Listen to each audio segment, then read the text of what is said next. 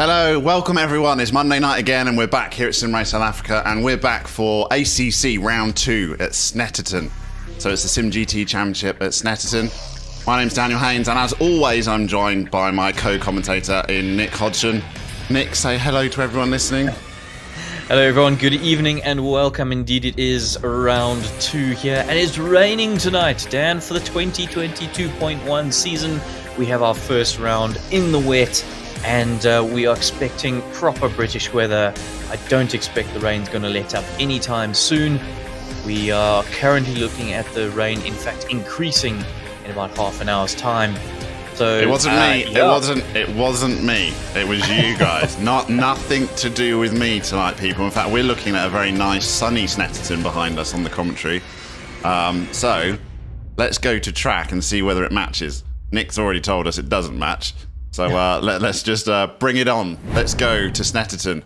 And this is the first look of Snetterton. And oh yes, there we go. Not so nice at all. Absolutely wet as all. I mean, look, somebody's spinning in the pit lane immediately. Definitely going to be a tricky track for the guys tonight. Obviously a British track. There's another one. Bentley's just doing donuts in the pit lane there. But currently we've got Philip Minnaar sitting on provisional pole, still with 18 minutes to go of qualifying, of course. So lots of action still to be had, but by 2.5 tenths to a certain Zahir Essa and Bashir Jadwat. We're quite stoked actually to have Bashir tonight. He did say he wasn't able to make it, so you know he's decided where his priorities lie, and work is taking a back seat tonight, I think, which is fantastic to see. Although I do expect those McLarens to struggle here tonight, Dan. And I'm also struggling here tonight because exactly like round 1, my cameras have crashed, and we know what that means, doesn't it? So I'm gonna have to go restart, I think. Yeah, it's a quick restart, so I apologise for that. So let me quickly hop out of ACC and back into it, and you're stuck looking at us again, unfortunately. But I'll be as quick as I possibly can, and let's see whether my cameras work out again. I'm not quite sure why it does this, but it's not the first time. Right, so let's have a look at what we've got while you're busy getting things ready and going. Okay, so we've got Philip Minnaar in the Mercedes, a 151.652 at the moment. Very good time there from Philip in the wet already, and that Mercedes is looking pretty strong. However, I would like to point out that I cannot see there is no other Mercedes in the field tonight. He is the only one, unless my eyes deceive me. They do. Moritz Krokamp in 31st position currently is the only other Mercedes I can see on track right now. So, Philip really showing what that Mercedes is capable of and clearly got it dialed in quite nicely. Then we've got the two Sim Racing Masterclass guys of Bashir Jadwat and Zahir Essa. And while they are an absolute class act, as we've seen time and time again, I've seen them both make some pretty big mistakes already in the wet. I don't think that neither this track nor the conditions are going to suit that McLaren whatsoever. Having a couple of onboards with both of them, I noticed the McLaren really struggling with understeer through the faster corners, which obviously everybody will be doing, but the McLaren seem to be particularly bad. Then we've got Marcus Steyn and Ross Bartle in BMWs in 4th and 5th currently, with Chris Heinecker in 7th as also in a BMW. Now Ross, obviously being a teammate of myself, I have a bit of an inside track there. He was saying the only way I was able to get the BMW to work nicely here is by going extremely aggressive on the setup, even in the wet, and having a huge amount of oversteer. Okay, so, but is that going to be good over 90 minutes? Maybe not. Well, exactly. So we know he was very high up in the HLQ, Dan, but will he be able to hold on for an entire race? Well, we're back. We're back at Snetterton. It's working. My cameras are working. However, people are going to have to bear with me because I literally landed at Cape Town Airport like less than an hour ago. And I've run in and I have noticed that unfortunately I haven't got the updated skins installed. I just didn't have time to do it, and I also forgot about it. So we've got Philip Minnaar in his switch to his Mercedes AMG, but it is a black one. The people that had the same skins from round 1 are okay. So Zahir Essa, we've got his livery, but we've got cameras going and we can't quite change the liveries at this point, so we're going to have to mug and bear it. But I apologise if your skin is not correct for this round. Make sure I'll fix it for round 3. let's bring up the track layout and have a look at it, because I have to admit, Snetterton, although being a British track, and you'd think that I should know a lot more about it, that's not actually the case, because I haven't raced here personally myself. So I know Nick has, so maybe Nick can talk us around this Snetterton layout. Obviously, we're in Norfolk countryside here, aren't we? Which is as flat can be in the UK, so it's all about the corners. Yeah, absolutely. And there's not too much camber to most of the corners as well, if memory serves. So as anybody with half an eye can see here, most of the corners named after a driver or a team or something something to do with those. So across the center straight, you're then looking into Rich's turn 1, which is a little bit of a critical corner. You've got to take a lot of speed through there in the wet. That's going to be quite interesting.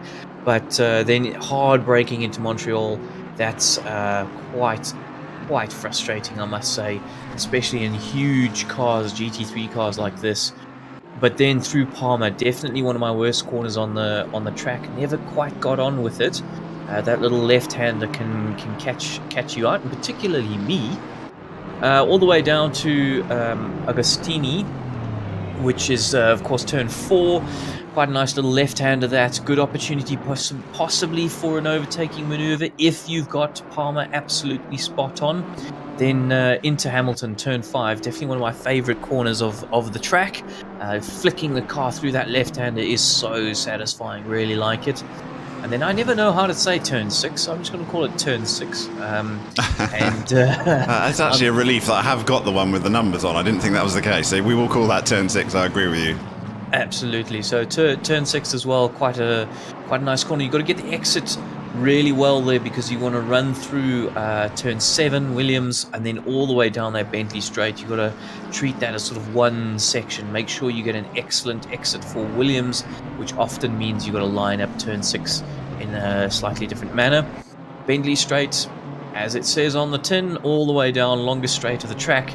Effectively real straight, and into Brundle, very tricky corner, turn 8, very tricky. If you get it wrong, you're going to be sliding off into the barriers, taking out anyone who's going through turn 9, Nelson, before you can blink, so watch out for action there. Nelson, little right-hander, not too much of an issue if you've got your braking correct through Brundle. So Brundle is really the key to turn 9, and then turn 10, the bomb hole, quite fun that. Just throw the car in and then ride through turn 11, Coram, which quite frankly in the wet is going to be a nightmare. Drivers are going to have to exhibit some serious patience through Coram.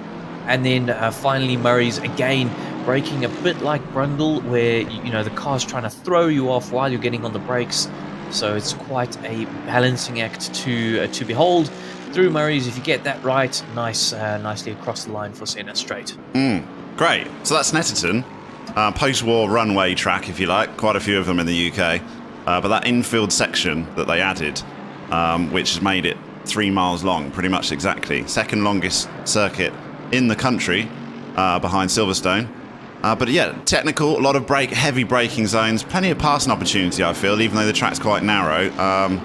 But yeah, in the wet, it's going to be tricky. A little bit like we saw at Alton Park last season. You go off onto the grass, you're going to be in major trouble. It's going to skate. Yeah. So they're going to have to be careful of that for sure. Let's see how they got on in HLQ. Only quickly managed to pull the top 10 HLQ times, and it was Philip Minard that actually topped this week's HLQ, 145.825.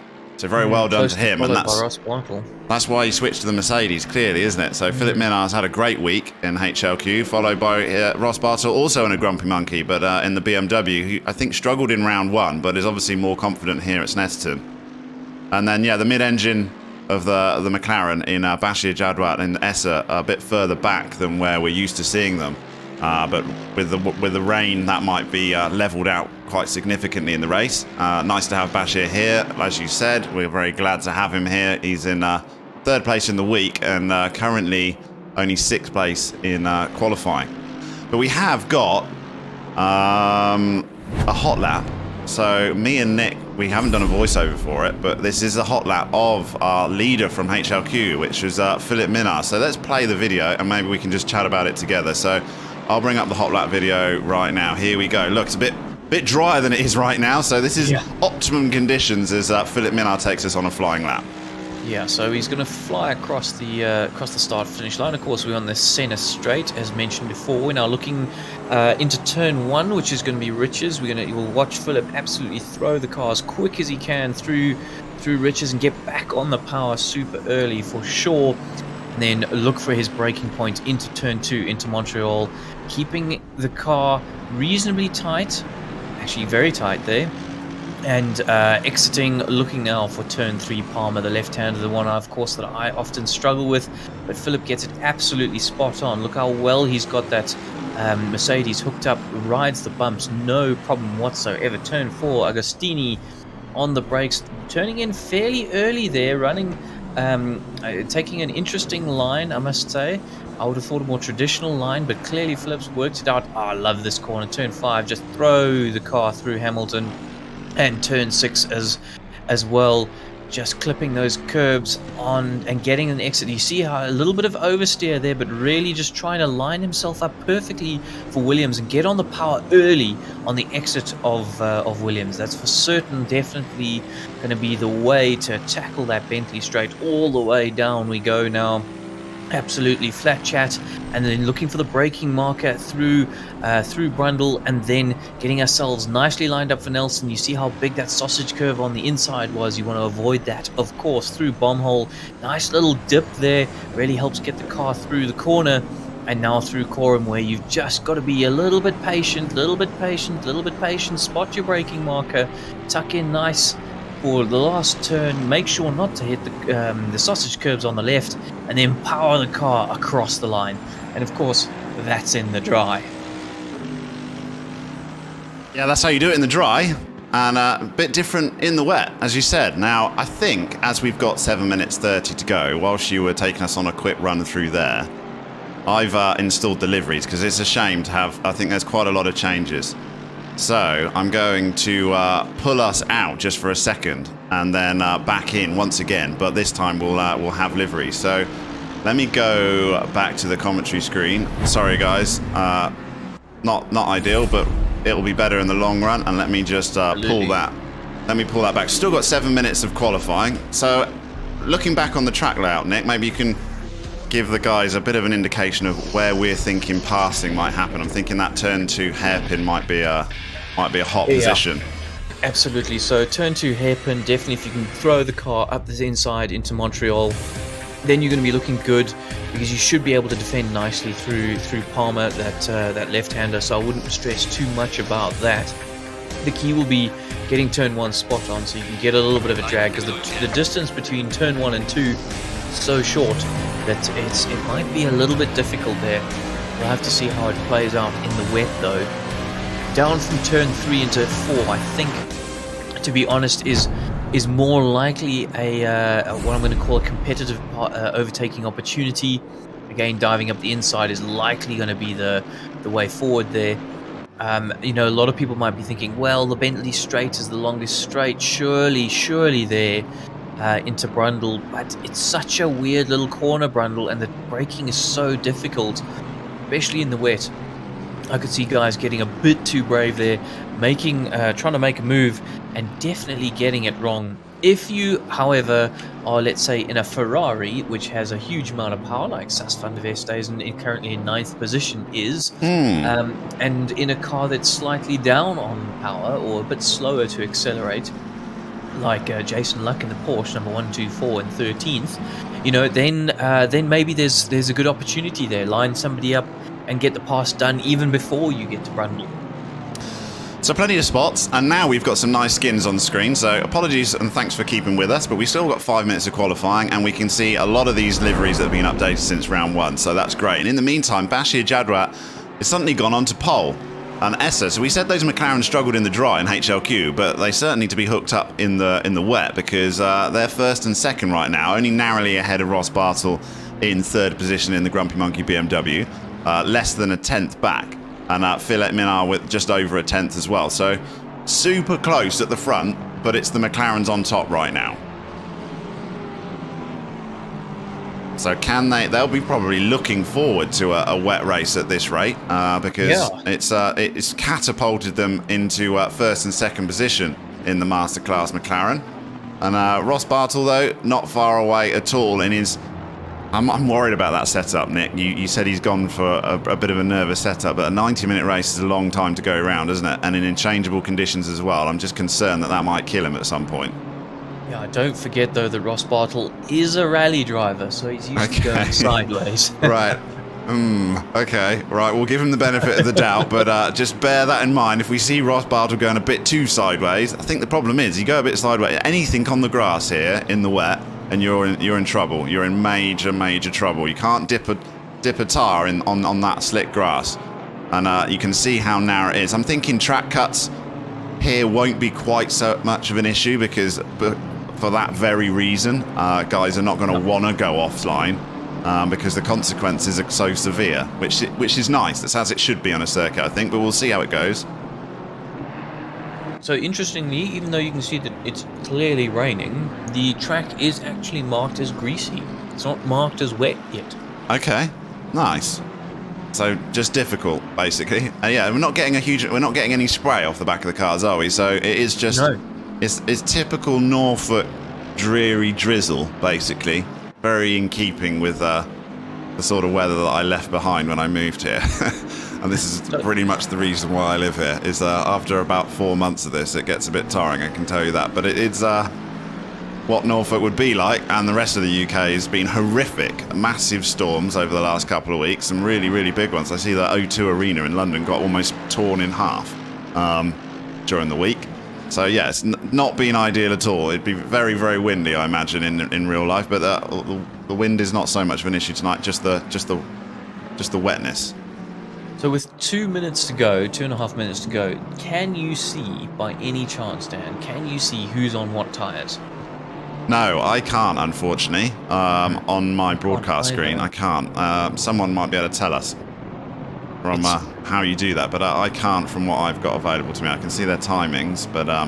It'd be amazing if we could, because I wonder with greasy conditions if somebody... It's getting quicker, because I just see Bashir Jadwat's 4 tenths up right now. 4 tenths up on his lap. Significantly quicker, so we could be seeing some big changes here at the end if like you say, the track is maybe possibly getting quicker if it's moved to greasy, and all of a sudden you can put a blinder in. Yeah, Bashir Jadwat is still 4 tenths up. S is 1 tenth up on his lap. Philip Minard's improving. Everyone's improving here. This could be a very busy last 2 minutes of this qualifying. We'll just stick with Bashir Jadwat as he comes round towards it, completing his lap. He's half a second up now, is Bashir. I mean, it's been very twitchy. You got to he lost 3 tenths then. Lost 3 tenths. Lost everything. He's going to almost not improve. Slight improvement, 51.48. Yeah, he's got something in there. He's got something in the tank. He lost half a second on that final corner. It was a significant drop. Philip Minard is a tenth up now. And you're looking at the times, and with Bashir Jadwat losing all that time at the end, he didn't claw his gap, and Philip Minard is only just over a tenth back, isn't he?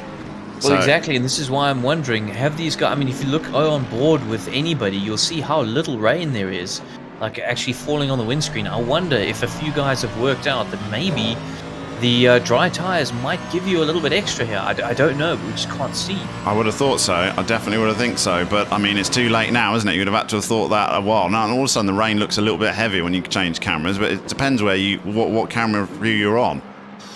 So we've got Philip Minard 4 tenths up again. So the track is definitely progressing. Jadwat's going round on his last lap, and he's not quicker at the moment. He's not quicker at all. But Philip Minard is half a second up on his personal best set in this session so far, and he's coming round the final corner. Can he come round and not lose the time? He's lost a tenth. No, he's good. 4 tenths up. This could be good for pole from Philip Minard here. A provisional pole at least, as we come with only 15 seconds to go before it ticks over. Oh, and he nails that. 2 tenths ahead. 51.2 puts Philip Minard on pole, HLQ, but he's managed to pull it out right at the end. Bashir Jadwat's going round, but he's half a tenth off. So unless he can get across the line, he's done. No, it goes to 0. So Bashir Jadwat is finished. He'll be upset that he didn't get that ultimate finish. Esser's going round level on his delta. Yeah, and he's coming around the last corner. It's not going to be enough. This looks like Philip Minard's he's pulled it out right at the death here in round 2 at Snetterton. And An incredible lap. Great lap right at the end, and he just managed to find the grip, didn't he? I'm wondering whether he was on dries. I really think that could be a...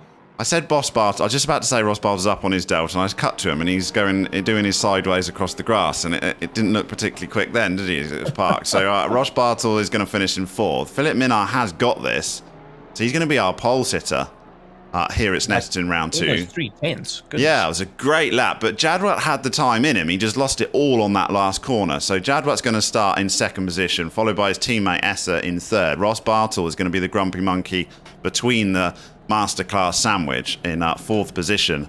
And Marcus Stain, we didn't mention anything, and he's in 5th place. That's a good result from Stain as well in 5th position. Fairly BMW heavy, the top 10 as well. It is. It's obviously quite favourable towards the BMW. Mark van Rensburg in the Aston is the quickest Aston in 6th position, and Heineke in 7th, also in the BMW. Hannes van Veek in the Aston as well. So yeah, I think that's a wrap. I'm looking down if anyone's improving, and it looks like everyone's in the garage and finished. I don't think anyone's up on a flyer. No. So... pole position, right at the end, last lap of the session, Philip Minard in the Merc. And we're going to take a very short break. And when we come back, the cars will be lined up. And we'll get cracking for round 2 here at Snetterton. Don't go anywhere, guys.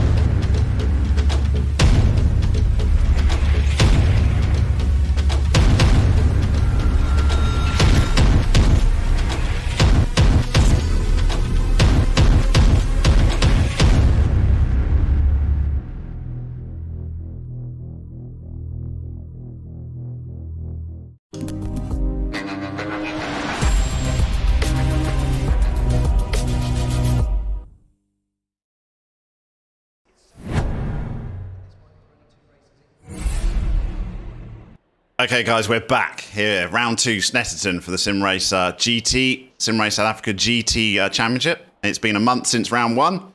And yeah, these guys are eager to get going, and they'll start their formation lap in about 50 seconds' time. And it was the story right at the death. Philip Minard just grabbing it in his Mercedes AMG. But Bashir Jadwat had the time in him. He just couldn't put it, couldn't get it all the way to the end of the lap. So we'll have to see what kind of race pace these guys have. I know Philip Minard has been working heavily on his race pace, particularly in changeable conditions. So if we do see the track start to dry out or anything like that, I know Philip has practiced all of that. So we'll have to see how that plays out. But just looking down the field a little bit quickly, Dan, a shout out to Sas van der Westhuizen, our quickest Ferrari currently. And in the top 10. And in the top 10, and then Schulte in the Lexus. I think he's 12th, and just behind him, I think is our quickest Porsche, if I'm not mistaken. So we are seeing as they pull off and start the formation lap. Of course, remember rolling start as per usual with GT3 cars. and we'll see. I am quite surprised that you were saying that this is the second longest track in the UK. Yeah. then. Yeah, I was actually quite surprised. Exactly 3 miles. You got they call it the Snetterton 300 layout, and then they got the 200 layout, which is 2 miles, and the 100 layout, which is 1 mile. But that infield section is effectively what makes this the 300 layout. And yeah, just second to Silverstone, and it's an FIA Grade 2 track as well, which is exactly what Kyalami is. So you might think it's a rinky-dink airfield circuit, but that's not the case whatsoever, and they're trying to elevate it in the UK, which is why they've got British GT Series there now as well, which is exactly why it is part of the ACC game. And yeah, they've got big plans for it. And some more good news. I'm on board with Hannes van Wijk, but who's sitting in 8th position in the Aston Martin, of course. And I'll be, as soon as we go racing, as soon as the lights go green, I'll be able to jump around. But currently it's showing Hannes van Wijk as being on wet tyres. So I'm hoping that I should be able to tell you what tyres everybody's on there. Superb. That's perfect. That's exactly what we want, because I can't be jumping around on here. So ideal. And you can also tell us the forecast. It looks very similar to how we finished qualifying, doesn't it, right now? Yeah, but what's the forecast for the next sort of half an hour? I can see 10 minutes at the moment, and it looks drizzly for a while. So Okay, I so would they're not going be to have to. expecting this to change for quite a bit. They're going to have to manage basically these conditions, which is actually pretty tricky, isn't it? Where it's not full-on wet and not dry. It's somewhere in between with no spray to really speak of. But yeah, it can catch you out. You just got to try and feel that grip, because it's going to be changing every single lap. A huge gap between the first top 7 and 8th. I don't know why. I don't know why Hannes van Wijk has got such a big gap between himself and Chris Heineke. We got Bashir Jadrat trying to overtake Philip Minard at the front. He's really trying to get on with the things, and he's dropped back. But yes, there was a big gap between Bashir and Zaire as well, second and third position. So they'll even this out as they get towards the end of the lap, and they'll be pretty much side by side. Although tyre warming in the wet does sound like a bit of an oxymoron. It does a bit. I mean, that just makes, yeah, more of a chance of looking very silly, I think, than doing much tyre warming. But we'll see as they start to bunch up the field and group up to where they should be for the start. We're going to stick with Helicam because it always gives us the best view into turn 1. As, yeah, the cars are definitely starting to get side by side. Side by side as they go through, what's that, turn 11, I think. And it's a massive, great big curve, isn't it? Yeah. They come up to Murray's, the final corner, which is very tight. I can imagine people going around the outside, and then this corner is going to have them out. So we'll keep an eye out on Murray's, the final corner, as they come up towards the end. Let's go with our leader in Philip Minard, as we're going to get the green light very, very shortly. Right, watch for it. Watch for it.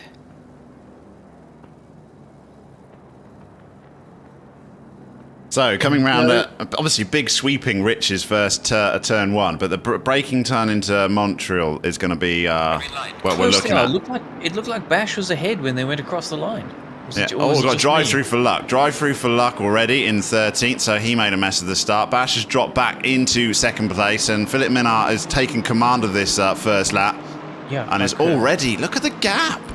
Yeah. Already, and not what I was expecting at all as they break into turn 2. Going deep, very deep. Very deep. But he had enough of a gap that he's gone. Philip Minard has gone. He's in first position. Let's drop back and look how the rest are going through turn 2. Can see there's definitely been some argy-bargy at the back. Sas van der Westhuizen is side-by-side right now with Bertus Jans van Rensburg, who is just managed to look like he's going to put the pass on him as we wait for... Sas! Very, very brave on the brakes. And there's chaos at the back as well. There's a bit off in the grass. Who was that? There's quite a few guys in the grass. Sas managed to carry on though in 12th position. He's lost a couple of spots at the start. Has Sas van der Westhuizen, maybe a little bit cautious. Barry Mayer is in the pits already, repairing his Porsche. So not too great there. Philip Minard though did have a great start, and he is racing away right now. Look at the gap already. 0.8 seconds to Bashir Jadrat in second position. And Ross Bartle is all over him. Ross Bartle's all over him. He's got past Esser already as Ross Bartle. He split the 2 McLarens at the start of this race. And the Grumpy Monkey BMW is in third position and trying to get past the second McLaren. When you get a chance, just jump into Helicam and let me know if you... Oh, here we go. Bartle all over the back. Oh, how have they not touched? Super close. So close. They might be touching here into the final corner, the corner we talked about earlier. And you got Essa swarming on the back of that BMW as well. Let's go on board, possibly with Zaya Essa, and just see how close he is. Look how close he is. Got Grumpy Monkey right in his face. And Bartle getting a horrendous exit of the last corner. Oh, that's a touch. That's a touch. Oh, they're all off. Everyone's off here. Bartle's off. Bashir Jadwa is just skitting across this grass, and he is off. Oh, that is really unfortunate. That is unfortunate. I'm not sure whether Essa gave Bartle a little nudge, and they were so close, it just cascaded into the one before, because all three cars were touching there, don't we? I was riding on board at the time, and Essa was basically glued to the bumper of Bartle. Yeah, and Bartle's fallen now down into 10th place, so he's definitely going to have his work cut out for him. But I tell you what, the Helicam is showing me is a drying line. Oh, and we've got contact up ahead. That's Van der Westhuizen. He's off. Look at that. Look how slippery that grass is. He can't even get the car back on the circuit. He's trying to find a safe place to rejoin. He has rejoined safely. And there's another BMW off in the background doing a bit of mowing. I'm telling you what, those stripes are not going to look very nice by the end of this race. Yeah, a little bit of argy-bargy with Sus and Janssen van Rensburg. No, it was a Bentley. Who was that? We got a McLaren behind. It's Bashir Jadwat, isn't it? It's Bashir Jadwat behind. And he's got a Bentley basically turn around. This is really tricky conditions right now. Super tricky conditions. They're struggling to keep the cars facing forward here. Yeah, I cannot tell who that Bentley is. I cannot see it on the timing board. Is it Mike LaRue? No, it's not Mike LaRue. Who on earth is that? In the meantime, Ross Bartle, has dropped back into 9th position. Bashir Jadwat's back all the way back into 19th now. Right back he's fallen, and he's struggling. He's having a nightmare start. It's turned into a bit of a recovery drive here for Bashir Jadwat. He's going to fight his way through the field. Yeah, for both him and Bartle, but we know they're very quick, so I wouldn't... Oh, not another spinner. Goodness.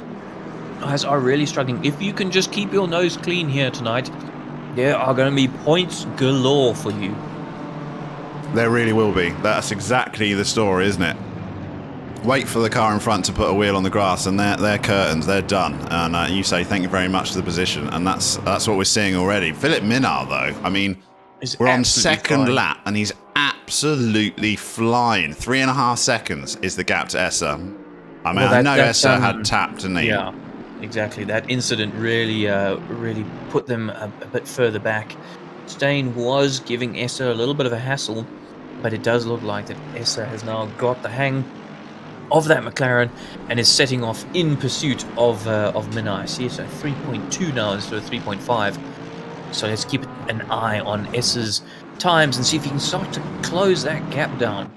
Let's go to Helicam. You're saying you got a bit of a dry line, and look, you can see it there. The dry line is definitely there, isn't it? As we've got a car behind it's Steyn is actually choosing to stay on the wet, and also S has gone onto the wet line already. So and Heineke and Van Rensburg behind him. So all the top guys. I'm thinking we're going to see some guys. Oh no! That's a bit of a torpedo from Van Rensburg there. Let's go back 10 seconds and see him. He did exactly what I said in the they must watch out for on the track. It was actually very well held in the end, I have to say. It was quite well held in the end. We've got another car in the background spinning off. That's Bertus that spun off. In sympathy. Yeah, you get Brundle wrong, and it just absolutely ends up being a calamitous experience for everybody involved. We're not going to be able to keep track of all these cars that are going off doing a bit of lawn mowing, because it's pretty much throughout the field everywhere. It seems like the track is so greasy. You get off of that drying line, and the confidence is gone. The grip is gone. And next thing you're on the grass, and as soon as you're on the grass, you're spinning round. So Fenter has taken his pit stop, and we've used to seeing Fenter a little bit further up the field than 33rd position, I tell you what. And we've got Philip Minard closing in on him already to put a lap. So it's going to be the first lapped car, and we're only on lap 3 of this 90-minute race. Might be a long race eventer in that Bentley. Yeah, unfortunately though, Barry Mayer has had a disaster of a start. He's 2 laps behind, so technically he's the first lapped car. Yeah, he was straight in the pits in his 911, wasn't he, getting some sort of repair. So he had obviously damage, and he's lost 2 laps. So, yeah, that is a recovery drive of note. But the leader, if Philip Minard, is not having any of it. Esther's coming back a little bit, though. Gap's back down to 3.3. But Minard's just got to keep this tidy now, hasn't he, really? He's got to keep on the tarmac and not worry about the relative and the gap. Obviously, he would have lost a bit of time lapping a back marker, and Esther's going to have to do the same. Yeah, shout out to Fridge Findley, who's in 9th position currently and doing phenomenally well. So a newcomer to Sim Race SA. He's definitely your Lotus friend. And he's got a Lotus livery, I see. It's very nice. He does. Yeah, he does, absolutely. And, of course, repping a British car. I approve, Fridge Findley. I very much approve of a British livery, although it's a little bit of an oxymoron having a Lotus livery on an Aston Martin, but I'll let it pass. I'll let it pass. Considering there is no Lotus to be had, but yeah, doing very well so far. Really good start up into the top 10, and keen to see how he's able to progress. Possibly looking to attack Hardus Boyser in the BMW number 82 in 8th position currently. Our recovery drivers in Ross Bartle and Bashir Jadwat have improved already, but Jadwat's gone from 18th up to 12th, and Bartle's gone from about 12th up to 7th. So they're going to work their way through the field, but they're going to lose a lot of time to our leaders, and I'm sure that won't be the last we see of that incident. I think that might be coming back to get another look. Shooter is in 10th position currently, our leading Lexus. I think he qualified about 13th, so both him and Fridge have both gained quite a lot of positions here just simply by seemingly keeping their noses clean. And if you look at the gap between 10th and 11th, that's a good 3-4 seconds there, maybe even 5. Let's see how.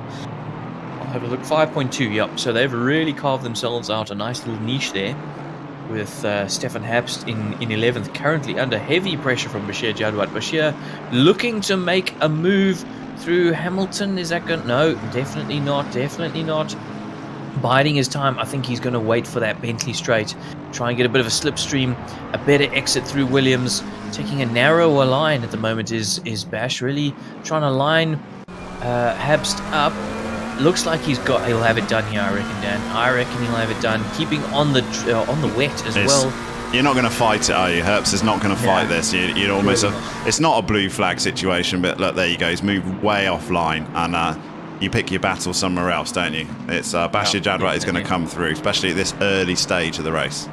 Yeah, so Bash now up into 11th position, and looking now to try and hunt down that top 10, although there is quite a big gap. He's looking at least a 5-second gap. Our other recovery driver in Ross Bartle is hounding Hannes van Beek in his Aston Martin in exactly the same manner. And again, looking on the inside here as they go through turn 1. Into the heavy braking zone of turn 2. Massive hairpin. Is he going to send up the inside in his tricky setup BMW? He's not close enough quite yet. He's going to go for the cutback possibly. That's exactly what he's looking at. This is also a pass that you feel is inevitable, isn't it? Yeah, definitely. Oh, lovely up the inside. Easy pass. That was a good pass by Ross Bartle, nice and clean, and he's got himself up into 6th position as he tries to work his way back towards the front.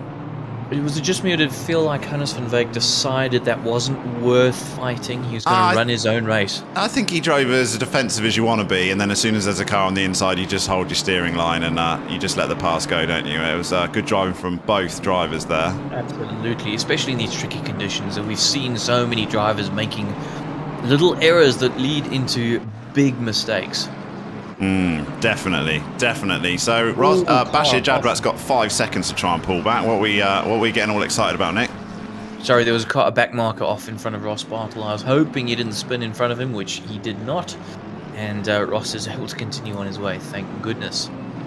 So where else have we got a bit of recoveries gone? Sas van der Vesthuizen, as I cut to him, is literally coming straight across the grass. So I'm going to go back 10 seconds and figure out what on earth he was doing there. I'm going to have to go back further because he spent the whole 10 seconds on the grass. But, sorry about that, Sas. I was just thinking, he's gone down to 14th, but he's lost a few more places than that because now he finds himself in 16th position in the Ferrari Grumpy Monkey. So he started from 10th and is currently driving in 16th. So maybe the race pace in these tricky really is hard in these conditions. race pace. Try and keep you concentrated, especially if you make a few excursions off the circuit. Yeah, and you lose your rhythm.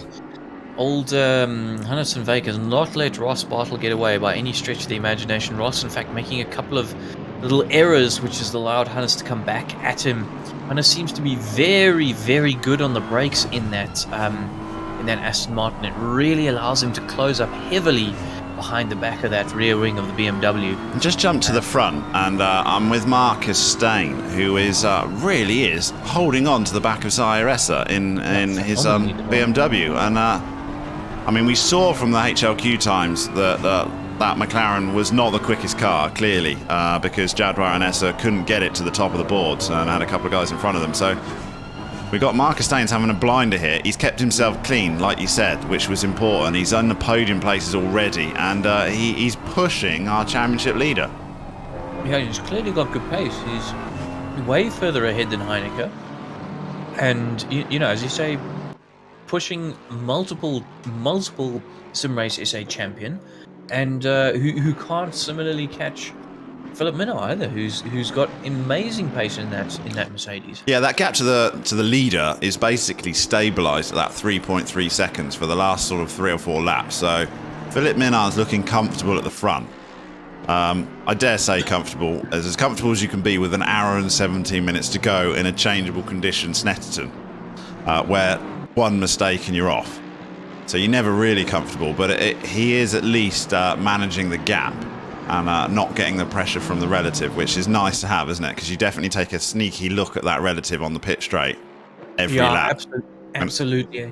Jumping back though to P11, Bashir Jadwat has just done the quickest lap of the race. He's gone purple, and he is absolutely a man on the move, hunting down Fridge Findlay like you can't believe.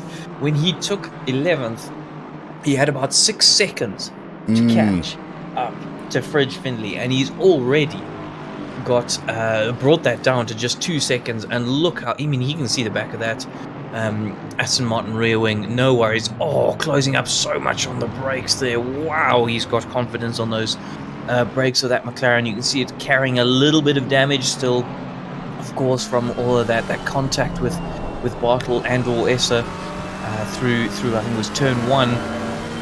And that fastest lap of the race is half a second quicker than our leader. So it really is quick as he brakes late and sends it around the outside. Great pass there from Bashir Jadwat. He's got Finley. He's back into the top 10. Yeah, doing nicely on his recovery drive. So clearly the quickest man on track is carrying a little bit of damage, yet still absolutely able to send it properly right now. Yeah, and Minar at the front, yeah, his quickest lap is 152.8. So, yeah, like I said, half second off of Bashir Jadwat. But Marcus Stain is the next fastest guy on the circuit with a 52.6 as his fastest lap. So he really is feeling comfortable in that BMW, is Marcus Stain at the moment. Let's just have a look at the drying line of how it looks as we ride on board with Philip Minar and Helicam.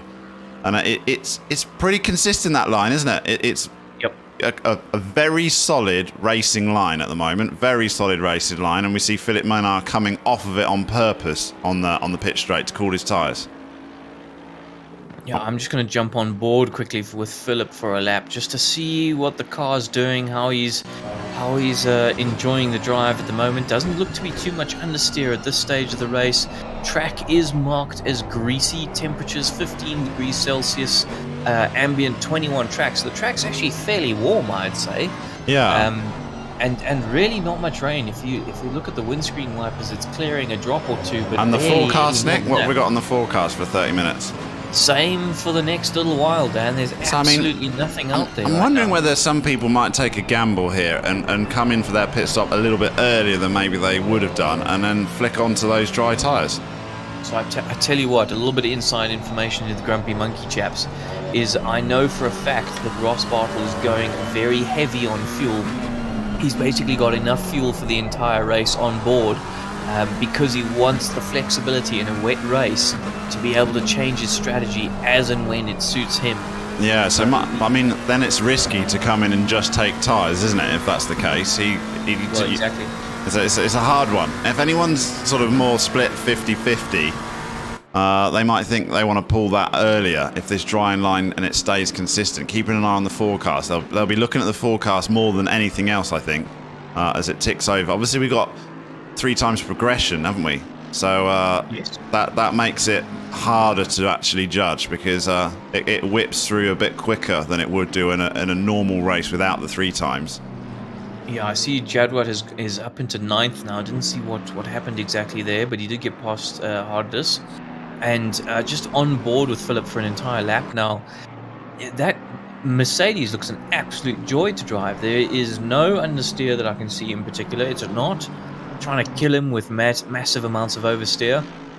And it just seems to be completely and utterly dialed in. I mean, there's a reason why he switched, isn't it? And it wasn't just for this round either. It was because he tested it on the next few rounds and realised that actually he wasn't liking the Ferrari and he wanted to get out of it as quick as he could. And this Merc was going to suit him for the rest. So he basically effectively took a drop round for that first round. He had a good finish as well. So it was quite a decision to make.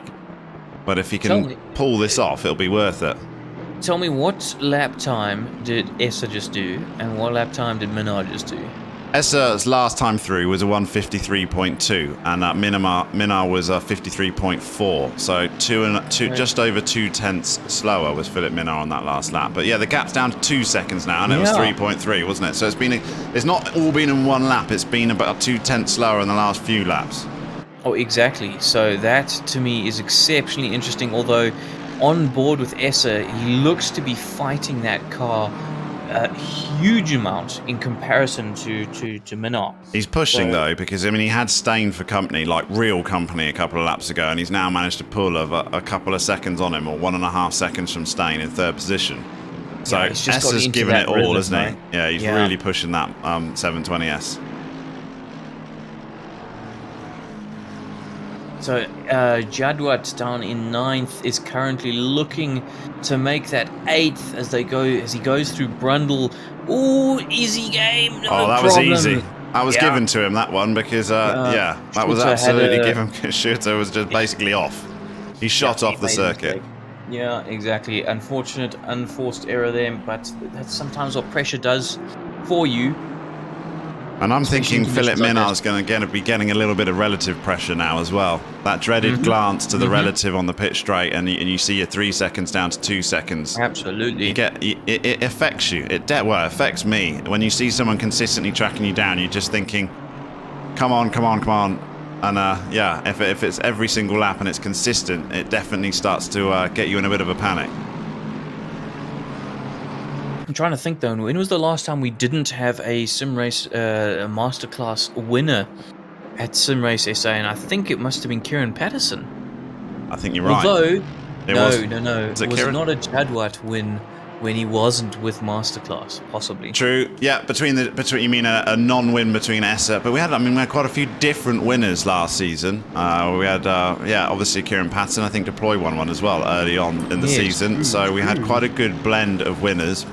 But obviously we had a 1-2 from the masterclass in round 1, and this being round 2, they've got to try and put a bit of pressure on those guys to not let them just completely, utterly run away with it. And Philip Minard is indeed doing that. He thought Ross Bartle might be able to do it as well, but those early incidents has put him down. But he's getting close to Chris Heineken now. Is Ross Bartle? No, he's not. No, he's not. He's lost a place to Haynes. It's gone the other way. It's gone the other way. Yeah, they flicked on my leaderboard. It was ahead, and he's actually lost 2 places. He's behind Hannes van Veek. So he's made a mistake in that BMW. So I think it is absolutely a mistake from Bartle. I caught a It's little that bit setup. of, It's that setup, Nick. I'm telling you.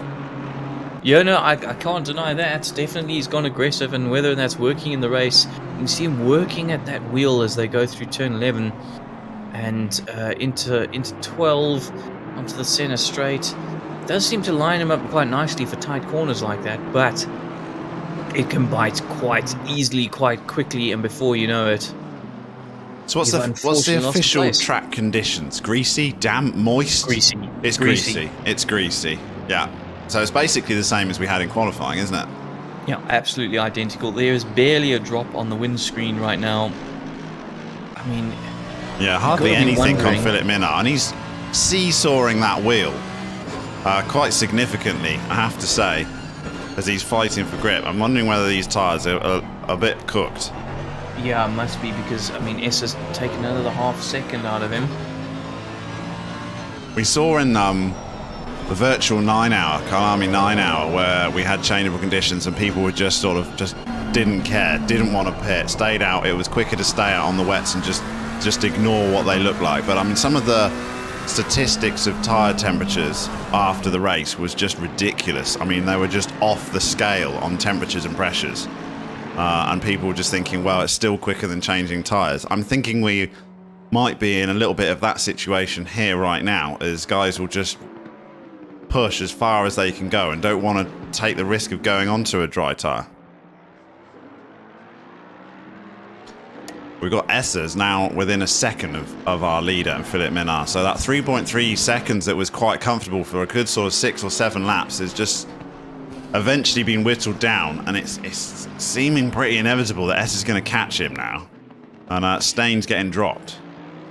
Yeah, it really does. I mean, you can see Minard looking for wet patches wherever he possibly can. Sticking narrow on the straights, going wide on the straight. It's just, you know, there's just nothing out there really. No, I think the dry tyres are the one to be on, to be quite honest. But with that, unless the weather forecast comes up and says that this rain is going to stop, people will be reluctant to take the risk to switch, because it's look a bit foolish if you have to then come in again and take wax back on within 10 or 20 minutes. See, an hour and 6 minutes still to go in this race, so a lot of, I mean, this weather can change quite significantly with 3 times progression. I think it's half dry, half wet is the worst situation, isn't it, really? People practice in the wet, they practice in the dry. It's these changeable conditions that is so hard to manage, because every lap will feel different. You've just got to go out there and judge the grip that you had on the lap before and just hope that you get it again. Well, exactly. But super risky. Essers didn't have quite as strong a lap. Philippe Minard's pushing now. He's definitely pushing.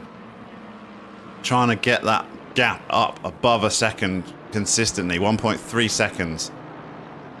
And I will see how the other quick guy working his way through the field in Bashir Jadrat has now got up behind Ross Bartle. And he is definitely putting pressure on here. He was over a second quicker in the last lap. Looks like Bartle's just going to let him go. He has. He's moved out of the way. I think maybe Bartle's nursing a bit of damage. He just moved cleanly out of the way and didn't want to fight Jadrat whatsoever there. Help yourself to that place.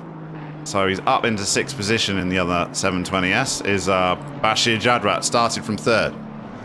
Well, to me, it's pretty clear that in these sort of greasy but kind of dry conditions, that the McLaren is definitely better at managing some wet tyres in drying conditions. It's got to be. Yeah, maybe the front tyres of these heavier front engine cars are just screaming a little bit. The Bartle, I think, was nursing some damage or something. He didn't look comfortable there at all. He was more than happy to let us. So is this going to be... Keep an eye on him and see whether he puts slicks on. He's definitely going to put dry tyres on here, isn't he? I think he's... You said that he's fueled heavy, so why else would you be coming in? Well, exactly. It's not for fuel. Find... who's this? This looks... S is in the pits. S is in the pits as well. S is in the pits. That's who I'm looking for. Bartle and S are in the pits. So this is a big move here. I reckon S has taken that. He wants to get onto those dry tyres. I think he's had enough of his pressures, and he wasn't catching Minard like he wanted to. He had one lap where he stopped gaining, and I think he's going to come in and he's going to switch onto the dry tyres. He has indeed, because he's got the red mark on his tyres, isn't it? And that is exactly what it is. So he's on the slicks, is Zaire Esser. And this is going to be interesting. We want to see how quick he is on his first flying lap. How much time is he going to eat in? Because he could get the jump on Philippe Minard here quite easily. It could be a massive undercut here. So who I want to find, of course, is Bartle, who's definitely put... Oh, he's got to stop, go 30. Bartle's got to speeding stop, in the pit 30. lane. It's speeding in the pit lane, that is. And he's gone wet tyres as well. Oh, come on, Ross Bartle. Come on, you're just ruining this race, my friend. Speeding in the pit lane now. Well, speeding in the pit lane. Stop go 30 is just curtains for you, isn't it, really? So that's... Yeah. Hugo de Wit in 33rd has also pitted and has put the dry tyres on. Bertus Janssen van Rensburg in 28th has put the dry tyres on and has stopped. So what are we looking at in 8th? So we've got no one that's done a hot lap yet, have we? So we're really keen to see the first flying lap of Zaya Esser compared to Philip Minard, because I'm thinking the undercut effect here could be absolutely massive from a dry tyre and fresh rubber compared to Philip Minard going on an absolute cooked wet tyre. Henry Roux is also on the dry tyres, sorry, and I've just been flicking through, looking at the people on dry tyres.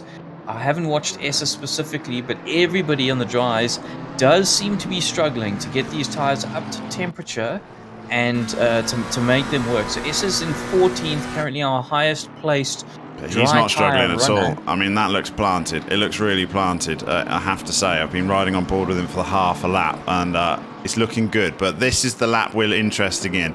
So, to give you context, at the moment, the cooked wet tyres of Philip Minard is like a second and a half slower than his best lap. And I don't think the track conditions are about as good as they've been, let's be honest. So I think that's all down to tyres. So he did a 154.3 last time through, Philip Minard, which is over a second and a half slower than his best lap of the race, on a track which has got more of a drying line than it's ever had. So if Esser suddenly starts ploughing in easy 152s, he'll be chunking out sort of 2-3 seconds a lap on Philip Minard, and that one lap's enough, isn't it? That's more than the gap was.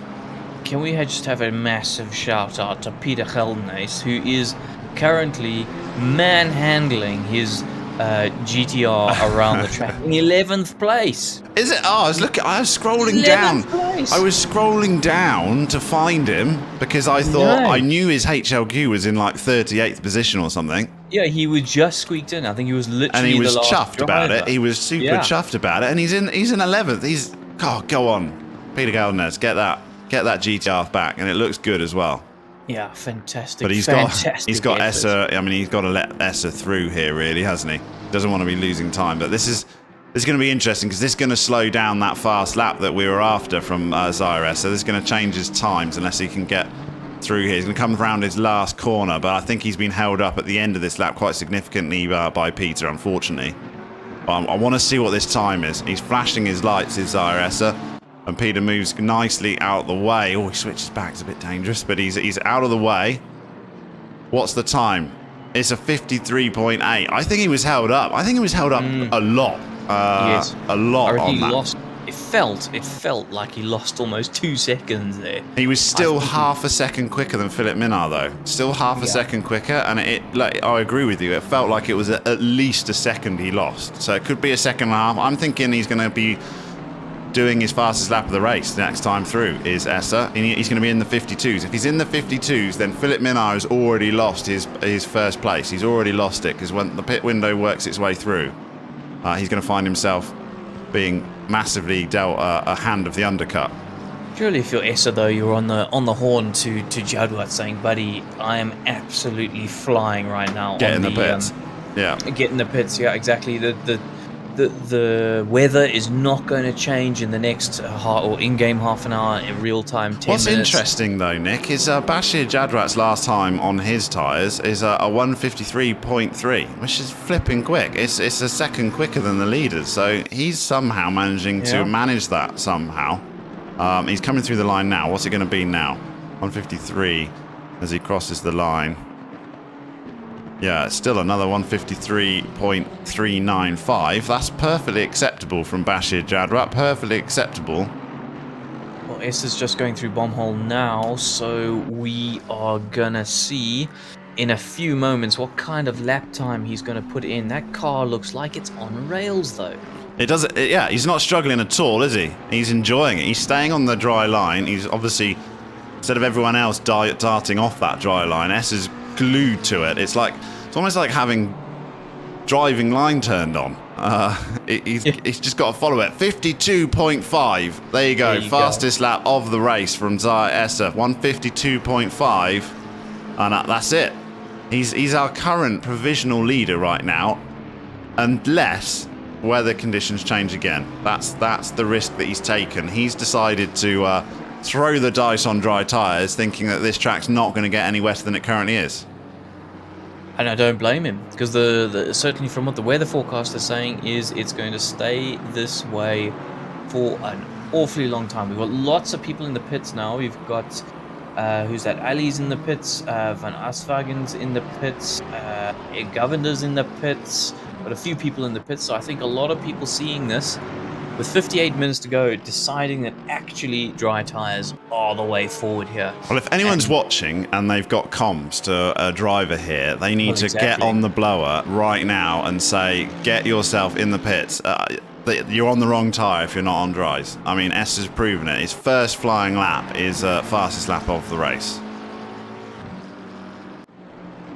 Yeah, which you probably would have set a lap earlier if you hadn't been lapping so. I think so. And he's on a clear lap now, and he's got Scruton. He's tracking him down at a massive rate of knots. I mean, like one lap, and it was 3 seconds, but I'm looking, and the gap is certainly not 3 seconds now. When they hit the next time in sector time, I think that's going to jump up quite significantly. So Zaire Esser in clean air is absolutely flying in that McLaren. And where is he right now? He's coming through the final corner. I want to see what this next lap is. It's going to be another 52, I think. He's had a clean track the entire time. Is it going to be another fastest lap of the race? Marcus Stain has put dry tyres on that BMW, so he's not done what Ross Bartle did. Which another was 52.5. Another 52.5. He's matched it. He's flying. Absolutely flying is Zaire Esser. Philip Minnaar, 155.1. It's a huge amount of time that Minnaar is losing by staying out on these wet tyres. Bashir Jadwat's catching him at nearly 2 seconds a lap now, 153.2. It's great pace from Bashir Jadwat on those used wets. Really is solid pace. And at the rate he's going to be company for Philip Minnaar shortly. Yeah, you would have thought. I mean, goodness. 7 seconds. It looks like a big gap, but when you're taking 2 seconds a lap out, it's not at all. 56 minutes to go in here, and I think Philip Minnaar needs to get in the pits, but it's too late because Esser will certainly jump him, and Jadwat might do as well.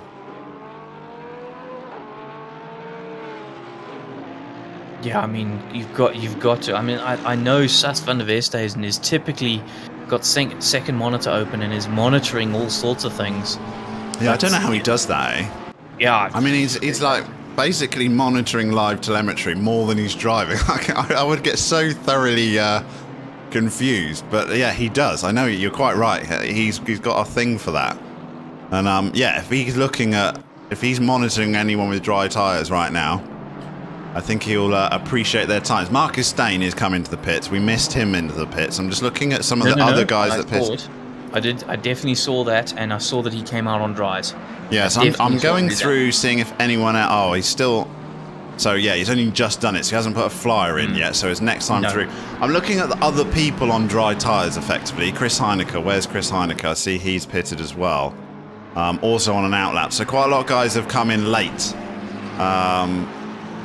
So we're waiting for them to put their first... There's a lot of the field who hasn't come in yet. True. But like Esser got a good three lap jump on everyone, hasn't he? And it's going to pay massive dividends for him. Oh, you've got to imagine it will. Got to imagine it will. Every lap has been a 52, another 52.8. I mean, that is very, very strong pace. No one else is matching him apart from Bashir Jadwat, surprisingly. We're riding on board with Sas van der Westhuizen now. He's got Van Rensburg up the inside, and that's a great pass done right there, around the penultimate corner.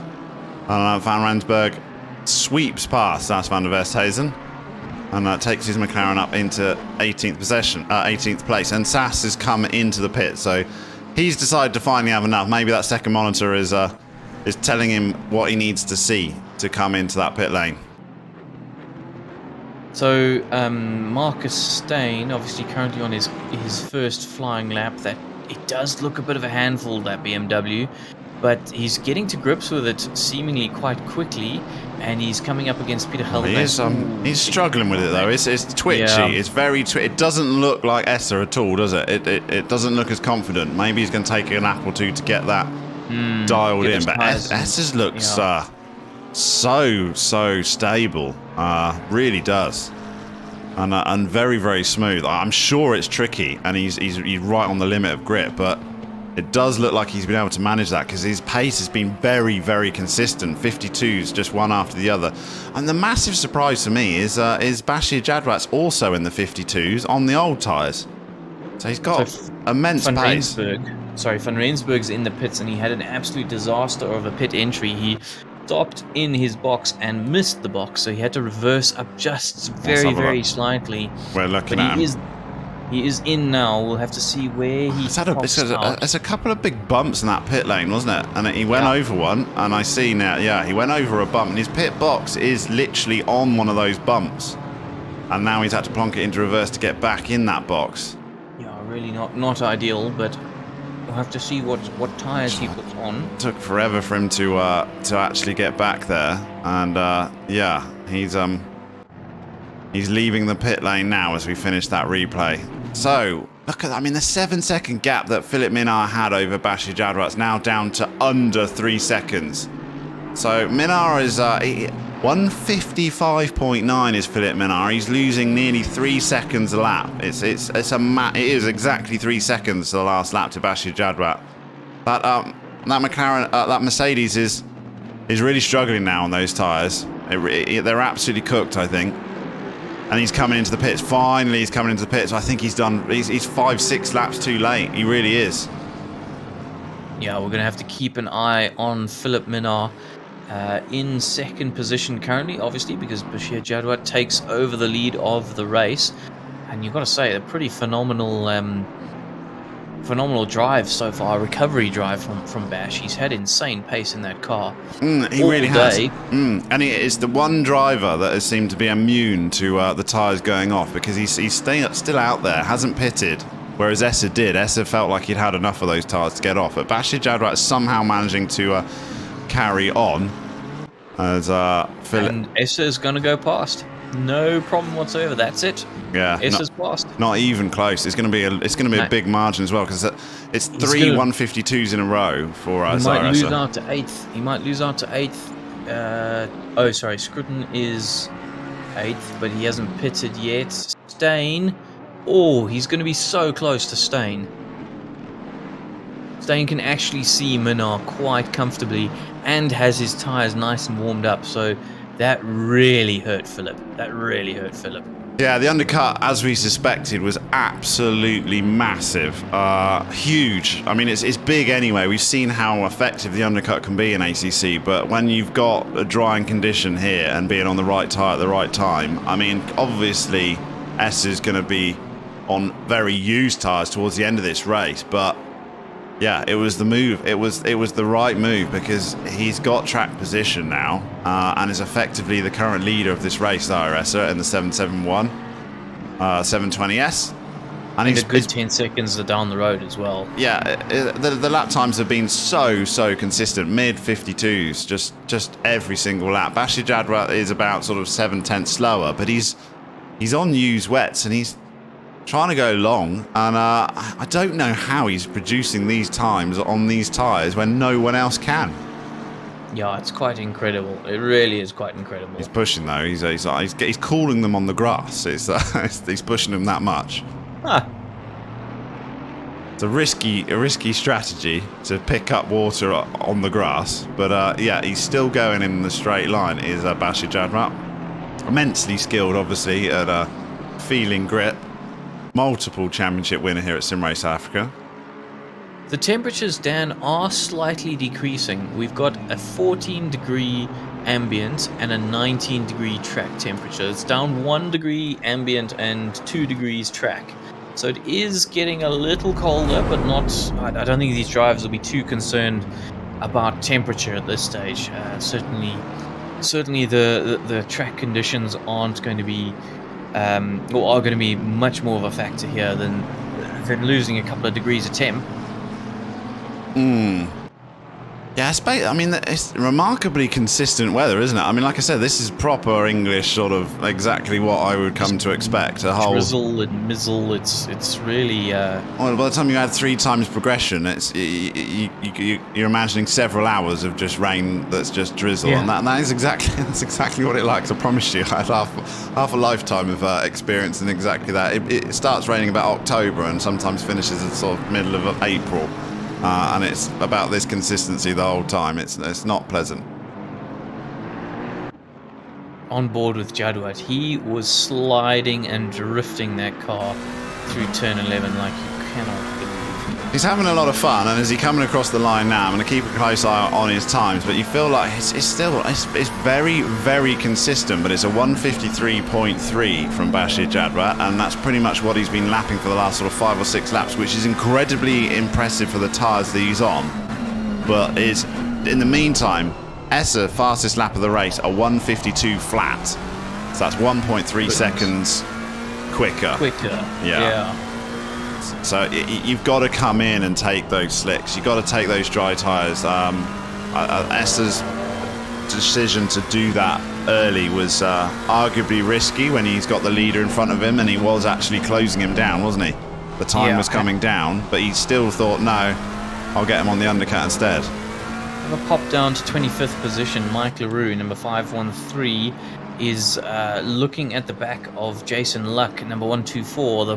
This is a Bentley versus Porsche battle, which is quite refreshing. We haven't seen many Bentleys or Porsches all day, so these two battling it out is quite a good sight to see, I have to say.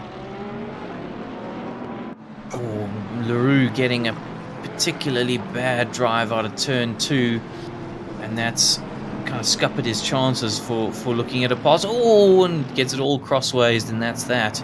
Not going to be having a battle much longer by doing that, by pulling maneuvers like that, my friend, unfortunately. And but he does have Moritz Krokamp, who's looking in a Mercedes to try and jump on the back of these, and I think has just come out the pits. Yeah, and I mean, Sas van Vesthuizen is having a bit of a nightmare race, isn't he? Struggling with these conditions. Started in 10th position. Fantastic qualifying from him, and it's just slowly worked his way backwards after his pit stops. He has pitted, though, to be fair to him. He has pitted, but so has everybody around him. And currently running in 26th position in the Grand Prix Monkey Ferrari. Essa putting a nice little neat move on Hardest Boyser. He's just got past Finley and Boyser in fairly quick succession. Jadwat's in the pits. Jadwat has decided to come into the pits. Yeah, I mean, whether he's going to be immensely fast I mean, that is exactly halfway, hasn't he? He's basically ignored the weather and just done the usual 50-50 GT3 strategy. Maybe the fuel, he was didn't want to have heavy fuel, but... Yeah, I mean, not surprising given that he didn't even think he'd make it tonight.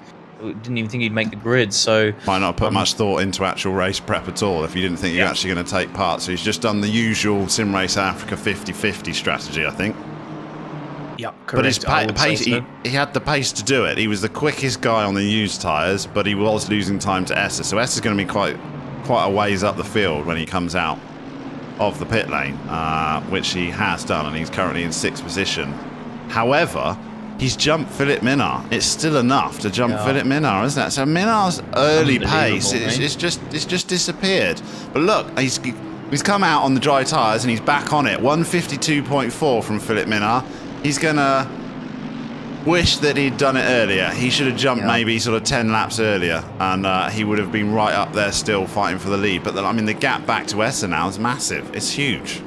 You see, Mark van Rensburg set the quickest lap of the race. In the Aston, so he had problems in the pits, but he's come out 51.7. Yeah, blimey. Loving the conditions is that Aston right now.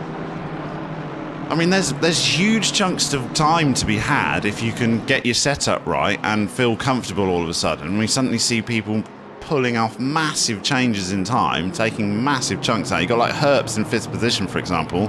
He did a 157. It's like 5 seconds off Minard. Oh my goodness.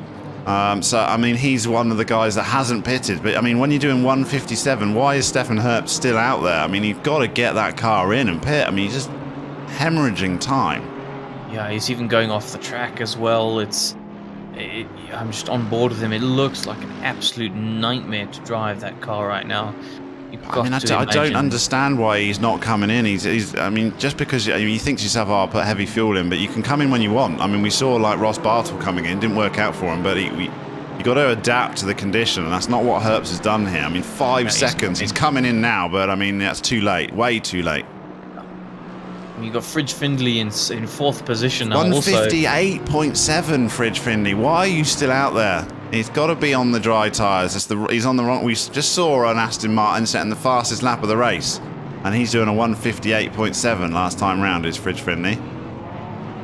Yeah, definitely suffering heavily right now. Got Philip Minnaar going to be all over the back of him in an jiffy. It looks good maybe on his relatives. He thinks, oh, I'm in 4th position, but by the time he's pitted and come back out, he's going to be out of the top 10, quite comfortably out. Oh, definitely, no doubt about it. When you're losing like 6 seconds a lap. He's probably looking at about 14th. Oh, actually. Look, he can't keep that car facing the forwards, can he? I mean, he's got to come in. Yeah. Maybe a little bit of an inexperience there from Fridge Findlay. I know he's probably a little bit newer to the sim racing world, so it's been possibly a learning curve on conditions in ACC. So we're seeing another BMW shoot off the circuit behind him. But yeah, that's a massive handful, that Aston Martin, and he's obviously an experienced driver in real life, so he's struggling to keep it pointing forwards. Yeah, definitely. You've got to make that call. Work out what's where your cutover point is. That's the real key, right? Is where's the cutover point for changing your tires, and judging that is such a skill. Oh, as we see Philip Minnaar trying to attack Anders Boyser through turn 11. My goodness, through the bomb hole, which is turn 10. Now through 11, he's got it done. My goodness, I didn't think we were going to be seeing a move through turn 10 today. Oh, Philip's got it so crossed up, but it's okay. He's gathered the car and is now once again attacking that center straight. He was a 151.9 was Philip Minnaar, second fastest lap of the race in the last lap. So, I mean, yeah, he suddenly found 6 seconds by changing tyres. He should have just done it earlier. Look at that. Yep. Fridge Findlay in the pits. He must have been listening to us, Dan. Yeah, unfortunately, probably should have listened maybe about 10 laps ago.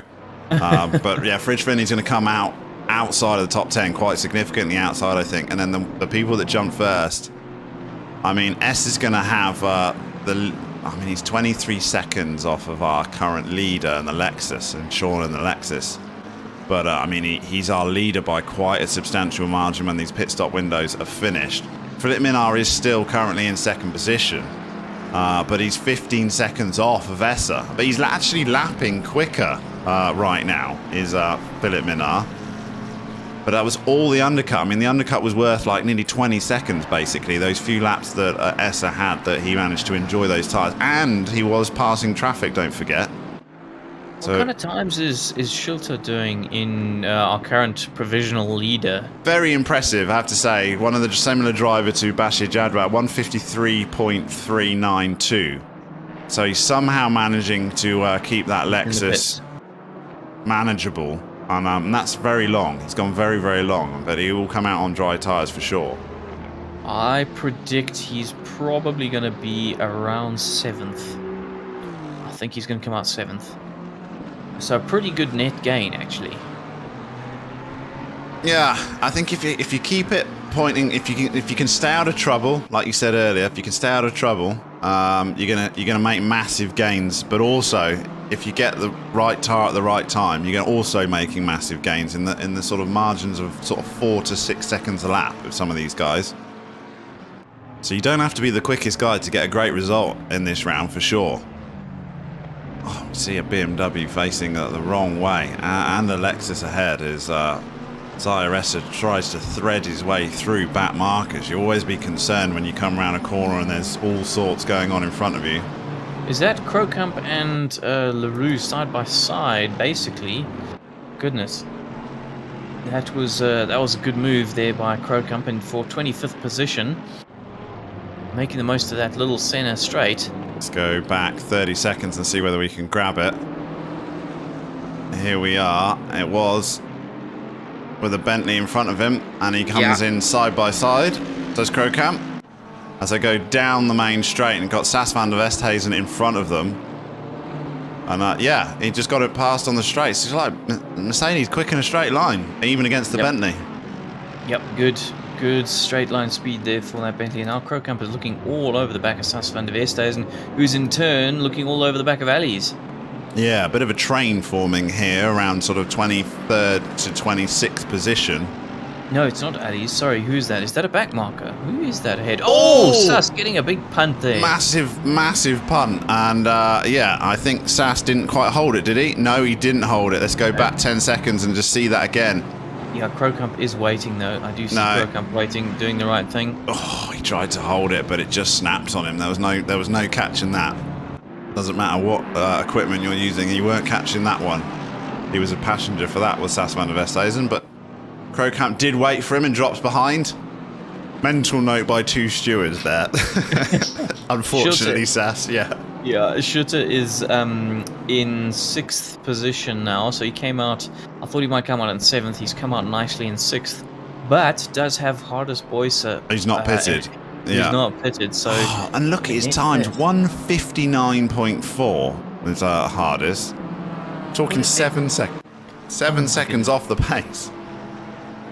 I mean, you know, if his pace is that, whether he's on wet or dry tyres, but I can't believe that. Well, it is, because Flip Van Zyl, who also hasn't pitted, has got an exact same lap time, 1:59.4 as well. So the 2 guys that are still out there long are 1:59s. They're lapping with each other, but they're 7 seconds off everyone around them. Oh my goodness. Okay. Well, so, I mean, he's up to 5th now and doing fantastically well. Yeah, it's just, I mean... You do 3, if you don't notice those lap times, you're thinking, oh, I'm pushing, and it looks good, I'm in 5th position on my relative, it all looks good. And but if you don't notice that you're 7 seconds a lap slower than everyone around you, you do 3 or 4 laps like that, and it's just a massive amount of time you've lost, isn't it? Huge amount of time. Basically a pit stop. Yeah, he's going, exactly, you could pit again in sort of 3 or 4 laps for free tyres. So, I mean, he's going around the corners almost in slow motion. Is boys, he's so much time. He looks so slow, but he's thinking, oh, I'm in 6th position. But he's gonna have a surprise when he comes through that pit lane and then rejoins. Jump ahead to Bashir Jadwat in 4th position now. A wonderful recovery drive from one of the stalwarts here at Sim Race SA, getting the McLaren all crossed up as he goes through the bomb hole and now through turn 11, keeping it nice and tight, managing that car. And he's got a BMW in front of him, and that's going to be for a podium spot. He's going to have to make the pass on circuit because the strategy's all played out now. But correct. I mean, I'm looking at Staines' time. He's matching times. These two are going round. These two are going around within a few tenths of each other. So this is going to be a monumental battle for the last 30 minutes of this race, I think.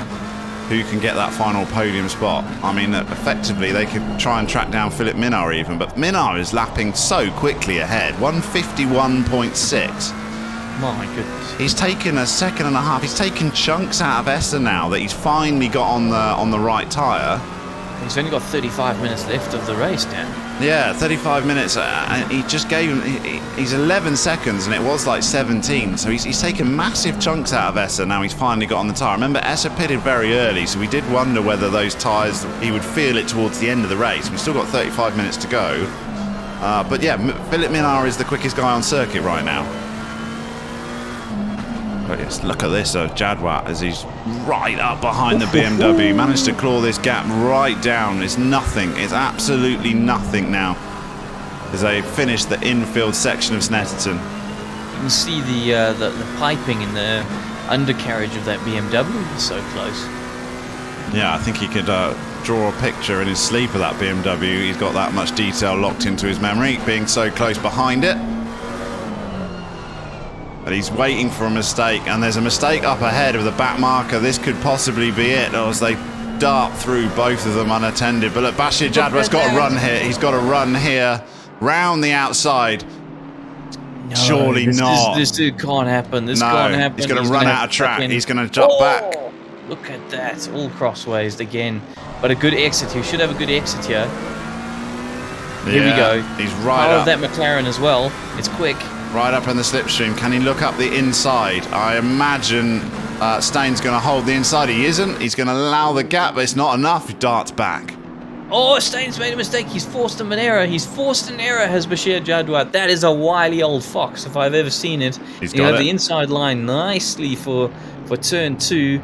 Great pass. What a pass. Oh, done and dusted. Look at that. That is how you pressure a driver into a mistake.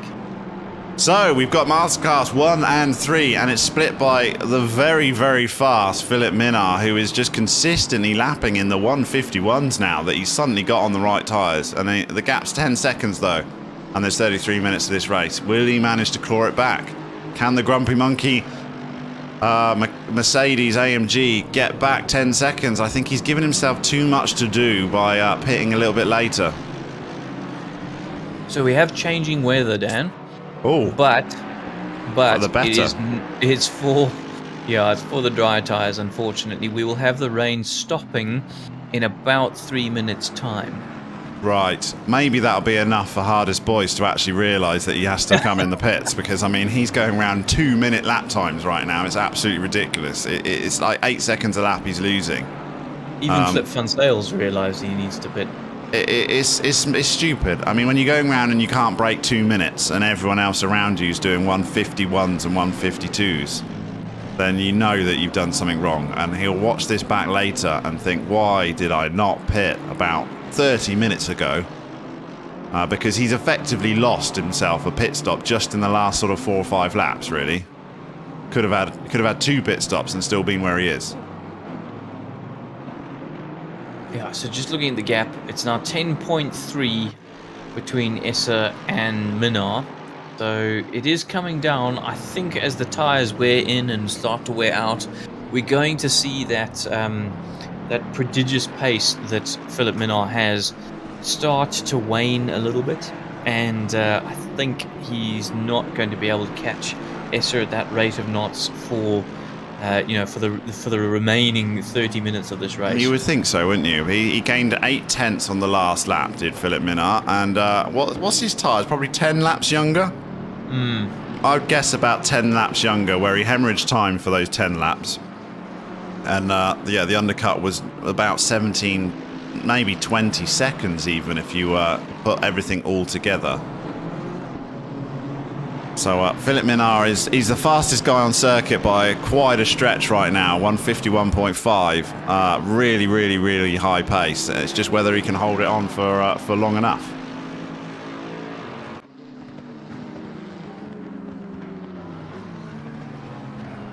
Having a look for a couple of battles. We got guess who? Mr. Krookamp and Mr. van der Westhuizen are once again battling it out.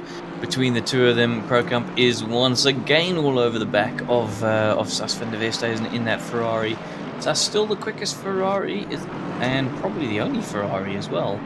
Well, his teammate left him, hasn't he? Yes. So it must be a bit lonely when your teammate says, "I'm sorry, you're on your own."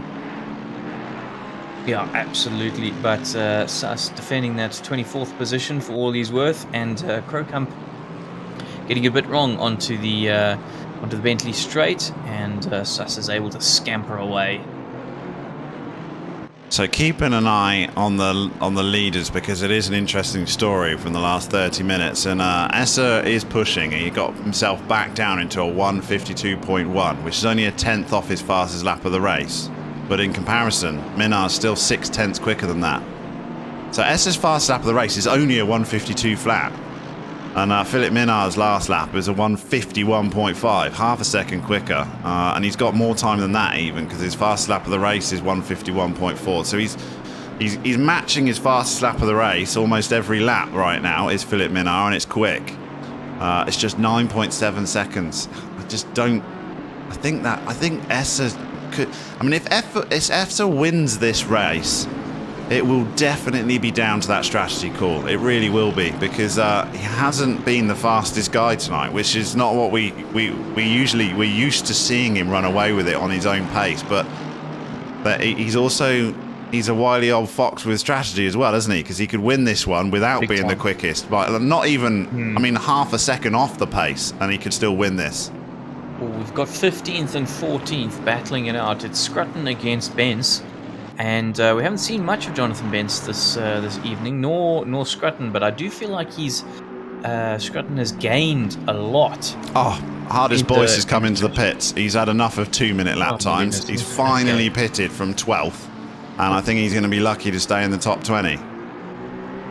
I would predict he's going to come out around 16th. Yeah, there's a big gap to luck in 17th, isn't there? Maybe you slot in back there, sort of 15th, 16th position. I mean, he was running 4th or 5th, wasn't he? If he'd just pitted earlier. Yeah, he would have gained a huge amount. Oh, there we go. Mistake there from Jonathan Bentz. Scrutton up the inside of turn 2. Should have this done. Absolutely no problems. And scamper on down the road in that 447 McLaren with Jonathan Bentz and his Aston Martin ruining that little mistake and just falling a little bit back. Bit of a common theme tonight, hasn't it? Get up close behind and then just wait for a slight wide. And that's the difference between this circuit and something a little bit more modern, I hasten to add, where if you see yourself going wide, you got nothing you can do but lift. Whereas when you've got a nice runoff area in front of you, you just think, oh well, I'll take my 1X, my corner cut, and I'll just keep it planted and get back on circuit. But here, when you've got a lift, you just see huge amount. You lose a place pretty quick.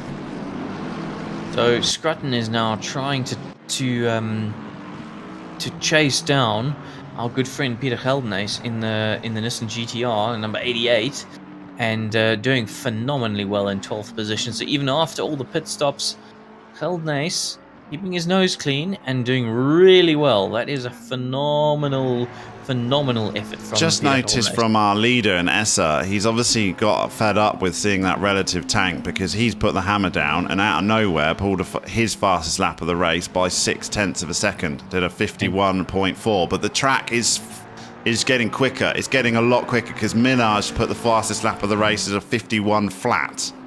So yes, it will be getting quicker because right now properly dry. That change, that weather change I was talking about has happened. You'll see most of the drivers, they do not have their windscreen wipers on anymore. There is no rain in the air. And I'm expecting this track, even though it's saying greasy, I reckon we're going to see this track transform quite quickly. Yeah, massively. Minar's just done a 50.4. I mean, huge amounts of gain. And Essa's 0.3 up on his delta as well. So track times are massively dropping here. We'll be in the 40s before you know it. But that delta back from Essa to Minar is sort of holding around that 9-second gap now. And all of a sudden the timer is his friend as we get down to sort of the last 25 minutes of this race. So I'll tell you why it's stabilizing, and that's because Minar was having backmarker problems. He was struggling to get past 12th and 11th of Bentz and Scrutton. Yeah, he's lost 7 tenths. He's 7 tenths down on this lap already, and S is about to put an absolute blinder in because he's 6 tenths up on his personal best so far in this race. There's green across the board. I mean, we've got guys like Jonathan Bentz a second up on his fastest lap of the race. Everyone is suddenly found a huge amount of grip as this racetrack is probably ticked over to dry, has it? It must be. It's not greasy anymore. Still greasy, still marked as greasy, but it won't be long before it's about to click, sure. I think, to something much more manageable as these times are just plummeting throughout the field. Everyone up on their delta, and they're not up by a little bit. I'm seeing like across the board half second, 0.6, 0.7, 0.9 for some of these drivers on this lap. So track times will probably be in the 140s as we see Essa. Is he going to be the first guy into the 140s? Not quite, 150.2. Bashir Jadwat is 8 tenths of a second up on his fastest lap of the race. Goodness. And that will put him deep into the 149s. There we go, only just actually, 149.9. First driver into the 49s is Bashir Jadwat in third position. 6 seconds down off Philip Minnar. Yeah, I know. We'll see Philip start to fly now. This should be a good lap from him. Oh yeah, he's 7 tenths up on his fastest lap. This will be like a 149.6 or 7. He's only going through turn 3 now. He's a second up on his fastest lap of the race. 1 second. It just shows you last lap how much he was held up by those back markers. This is exactly where he's going through now, is exactly where he was struggling with the back markers. So I imagine whatever his delta is sitting at now is likely to be a good indication of his overall lap time, because Yeah. I don't. Well, if he can just hold out what he currently is, not gain anything, he'll be a 49.4 if he can. 1.3, he gained 0.3 on that corner. This track is getting quick now. It's going to flip off of greasy any moment, I'm sure. And we're going to have Hasn't yet. I'll let you know when it does. a last 20 minutes of an absolute flyer. It's a sprint finish here at Snetterton for round 2 of the Sim Race South Africa GT Series. And Philip Minnaar is the man on the move, 1.3 seconds up on this lap. Should get him right down into the low 49s. And the gap is down to 8.3 seconds. The track is officially fast, Dan. It's not even gone green. No, it's just gone skipped fast. straight from greasy to fast. But I think we saw dry or fast. Yeah, we saw normal in between there. I just didn't forecast it. It's come through the lap. Let's see what Philip Minnaar can do. This is going to be a blinder, an absolute blinder coming up right now. He even clipped the curb on the last corner, so it could have been even better. 148. He's into the 48s. He just skipped 49s completely. 148.9. That's his 1.2 seconds quicker than Essa right now. Philip Minnaar's fastest lap of the race is a second quicker than anybody. Well, if he can keep that up, He he's could 8 do seconds it. behind. Yeah. You know, he could easily do this. It's about negotiating these back markers, and we saw how much time he was lost. But if he can keep it up, and this lap already, he's up on his delta again, but he's got a back marker again here. Ali's is who he's chasing down here. Track is losing temperature still, fairly consistently losing a degree or so every about 10 minutes. We're down to 13 degrees ambient and 16 degrees track. Look at the gap at the front, 7.5 seconds. Can we have a photo finish here, please? That would be very nice indeed for everyone watching. Thanks for everyone that's joined us this evening live. I hope you're enjoying it, and we're gonna have a real battle right at the end of this race. I'm predicting 22 minutes to go. If Philip Minnaar can just push like he is and keep it clean, the win is still on here for the AMG car. Because Essa is not getting out the way nicely as well. Optimum track has just ticked over to Optimum. Yeah, Esser's not the quickest man we've seen, but he had the best strategy call. He played the strategy absolutely perfectly, but he needed to tonight because this track car combo is not suiting him. And Philip Minnaar in his Mercedes is absolutely flying. He's up on his delta again. It's going to be another 148 time. And look at the delta come down, 7.3 seconds. All of a sudden, the clock doesn't look anywhere near as problematic as it did about 10 minutes ago. Yeah, it's going to be a stonking lap. Got the last corner absolutely spot on. 148.5. Another 0.4 off. 148.5. Sure, that's 1.6 seconds quicker than Essa on the last lap. 6.5 seconds the gap. This is going to be the story. 21 minutes. All of a sudden, 21 minutes looks like a load of time all of a sudden. Yeah, we'll see. I mean, Essa's got a couple of back markers coming up, and he doesn't seem to be catching them hand over fist. 32 and 31. Who is that? I'll tell you now, Warren Linda. And I wish I could show you the delta times here, because I think there's every single car on the circuit is just blitzing their times. Even Philip Minnaar's 0.4 up on this lap. It's like the track is suddenly flicked to optimum and it's just hell, qualifying mode engaged. In fact, every single car in the top 16 is up on their delta with only 20 minutes to go. So 70 minutes into this race, every single car in the top 16 is up, and by a lot. Hannes van Veek up 1 second, Marcus Steen up a second. I mean, when do we ever have that, Dan? That's never happened, Not right? after 70 minutes, no. So this is their fastest lap of the race, and the top 16 are going to all put their personal bests in on the same lap. So this track is just suddenly click fast mode, like insane mode. Marcus Steen right now, 1.5 seconds quicker, 1.6 seconds quicker than his fastest lap of the race so far. That's going to put him right into the 48s as well. We're seeing a lot of drivers suddenly get there into the 40s. Philip Minnaar, a second quicker on his fastest lap. He's going to be in the 47s here as he comes through the final corner. Going to need to be if he wants to continue pulling a chunk of time out of Essa every lap. Yeah, what is it? 5.5. 5.1. 147.6. 147.6. I mean, that's a massive amount of time. Look, 5 seconds now. 5.1. Yeah. Crazy. He took 1.4 seconds out of Essa that Marcus lap. Staines just about to finish his lap, 2 seconds quicker than his personal best for the rest Oh of the my race. goodness. 1:48.7. I mean, when this track is suddenly, it's like they've put glue out on the circuit. There's not an oil slick. There's someone's gone out there and just glued it for them. Put some Prit everywhere or something. That's unbelievable. It must feel amazing. Must feel amazing. And Essa's losing time. He's 1.2 seconds down on this lap, trying to negotiate back markers. He's lost a lot of time. 1.3 seconds. Look at the gap now. 3.4. We can see Philip Minard behind. Philip Minard can actually see the leader. And he's going to catch these guys on the straight. He's If he can all of these negotiate, guys on the yeah, straight. if he can get past these back markers and lose less time, this could be a massive gain from Philip Minard. He can see He the goes for it masterclass straight car away. in front. Yeah. Oh, this is going to be exciting. I'm really looking. It's woken me up. I was feeling tired. This has definitely woken me up at the end of this race. Got 18 minutes to go, and they're in the same straight. Philip Minard can actually see who he's hunting, and S is going to be feeling the pressure. He's got to see that relative, surely. And these two guys ahead are not fighting for position. Oh, No, he's so gonna it's be this- so held up here. This is going to be painful for Philip. Yeah, but Essa lost over a second. my Ah, I God, took the risk. He had to. close. He had to take the risk. He's only lost 4 Goodness tenths, and Essa's lost 1.4. Net gain of a second again here. The gap's going to be a little bit more than the 3 seconds as they cross the line because of that. It's probably going to be closer to 4, but It's big brave Bill's time. he's pushing. He really is 3.1. pushing. 3.1. 3.1. Not what I thought. I thought the gap would be a bit bigger. It's a massive net Oh, gain. Bentley in front. Oh my goodness. Well, that's fine. That's fine. He doesn't mind him going off. That's one less back marker to pass. The next car in front for Philip Minard is Zaire Essa in the 771 Masterclass car. This, oh, that Mercedes must feel amazing. Yeah. Must He's feel absolutely amazing. And I don't Looks think that planted Essa's though, got. right?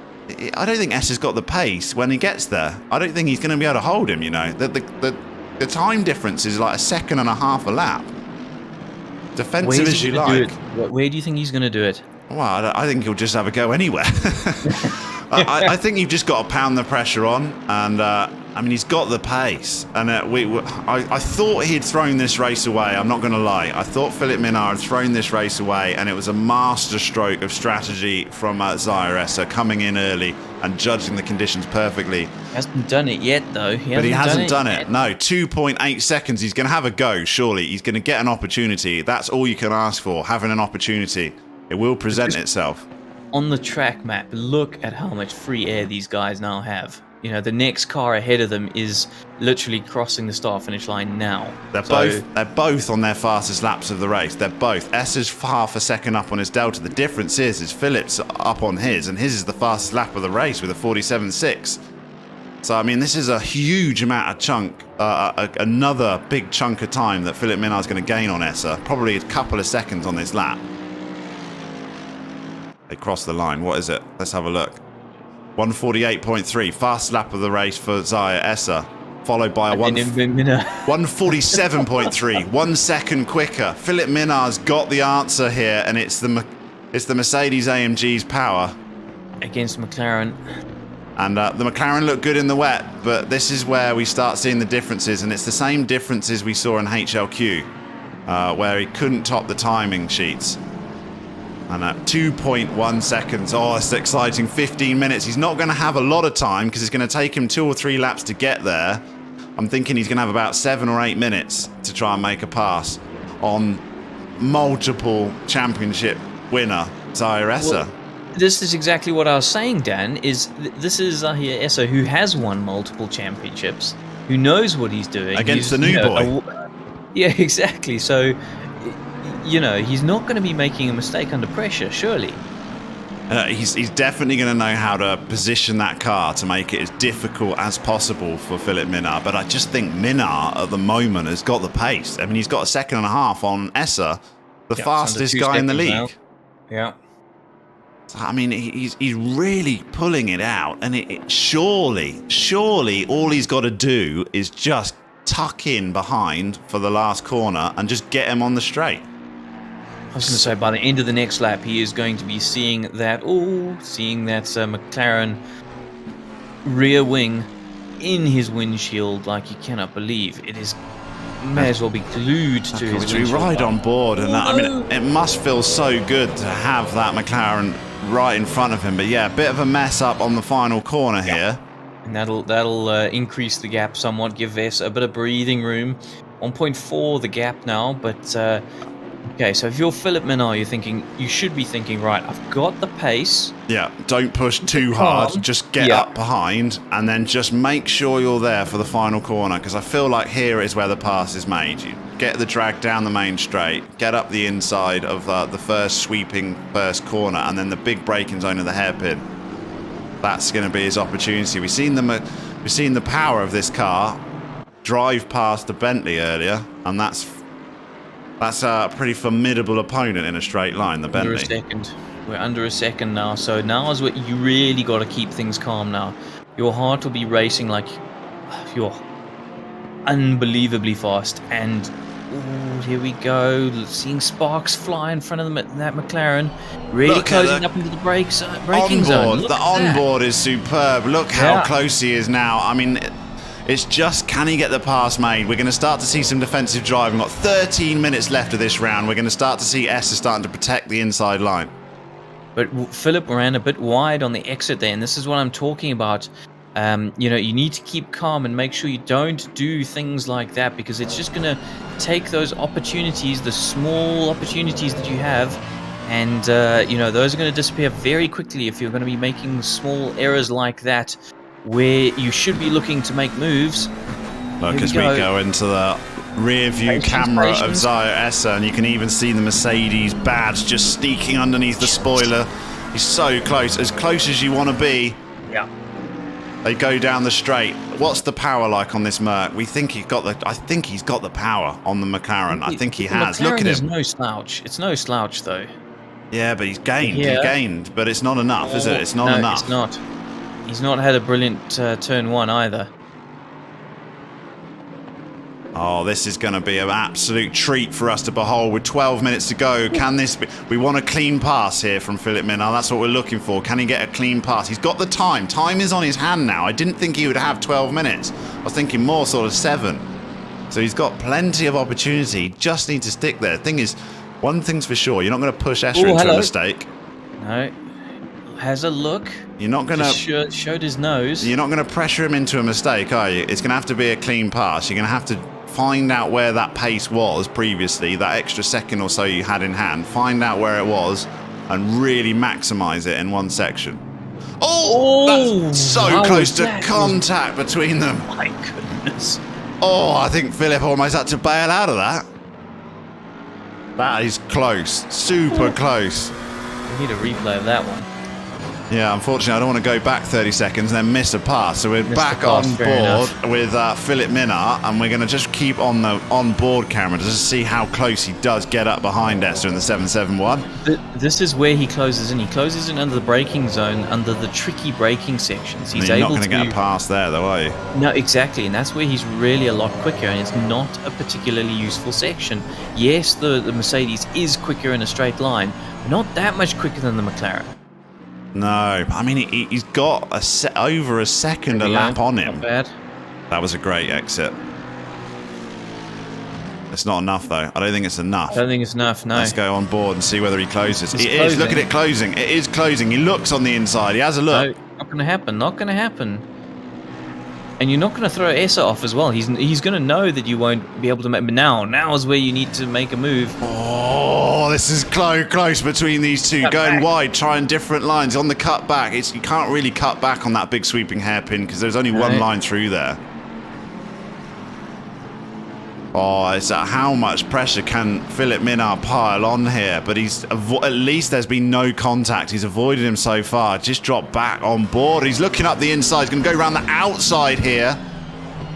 I mean, you could cut back now. He is going to cut back. It's not enough. It's not a long enough run. Fantastic really car positioning from Essa, you've got to say. Great car positioning.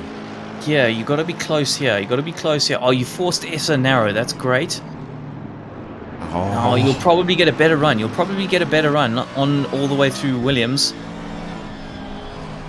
On the power, nail early as you can. nail it. On the power, as quick as you can. He's got there, surely. This is your best chance. He's gone inside. Definitely the way I would have gone, I must admit. Oh, he's got it. Side by side. No, Is that touch? Is that a touch? It was a touch, but nothing more than a touch. And S is pushing him out Oh, wide. he's gone wide. Oh, what driving! It's done. It's done. A little bit of argy-bargy, but it's done. And Okay, Philip Minnaar, I'm going back 30 seconds because I think we got to see that again. Let's go back. This is it. This is the pass for the lead of this race. Philip Minnaar as they're side by side. Let's just go on board. Look at that. Super tight. This is where they touch. They touch there. Just a little bit of a ding around the outside. Superb. Another touch.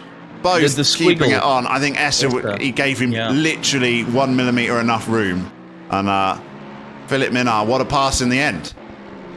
Yeah, And as we go back live, the gap's 7/10 already. Yeah, he's got a back marker ahead of him now. 23rd. Who's in 23rd? That is Henry Roux. So Philip Minnaar passes the multiple Sim Race South Africa champion to take the lead at round 2 here in Snetterton in the dry. He is so happy he changed into that McLaren. He's at Mercedes, sorry. So happy that he switched cars because this could be his first Division 1 ACC GT win. He's got 7. All of a sudden, you're worried about the time ticking down. You're thinking, oh, am I going to have enough time? Now he's passed. He's now wanting the time to rush down because he's got 8 minutes of driving to go with Zaire Esser behind him. He's done with this race now. Can I see the checkered flag, please? That's it. Yeah, I'm finished. Can we just wind it down? I didn't need 12 minutes. I only needed 4. But he's got 7 minutes to go, and I don't think Esser's got the pace. He just really hasn't. He's a second. Was it 1 point something now? 1.3, 1.4? Yeah, their fastest laps of the race. 2. S is a second slower than Minnaar in ultimate pace, so he's fantastic defensive driving, but it was I mean, Philip got there with so much time at hand, it was too much to ask for S to keep him behind him for sort of 15 minutes.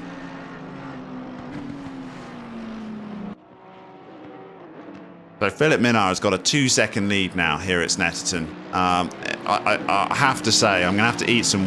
he's going to make me eat some of my words because I thought it just completely screwed up his strategy and just let the undercut just lose him this race. But his pace in this second stint has been phenomenal. Really has. And he's just done the fastest lap of the race, 147.305. He's got the pass done. He's feeling good, and he is pushing. Yeah, you really have to say that Esser got the strategy right. He really did. He made it close when it really wasn't, to be honest. Yeah, exactly. And the guy with the quickest pace has currently got the lead. He's made it hard for himself, but it made it incredibly entertaining for us. So I'm quite pleased. Quite grateful.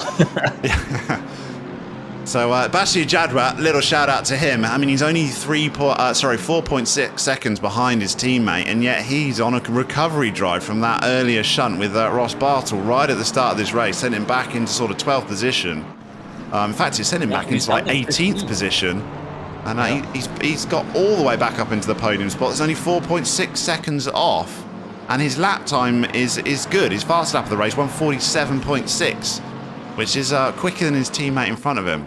So yeah, great shout, and he was fast on used tyres. They're one of the only guys that managed to make those wets last. And now he's going to be enjoying it. Newer condition tyres. Obviously, Esser's been on them almost the longest, and that might explain some of his slight lack in pace when Philip Minnaar finally did catch him. But Minnaar now, look, he's just running away with it. 3.8 seconds. He's checking out.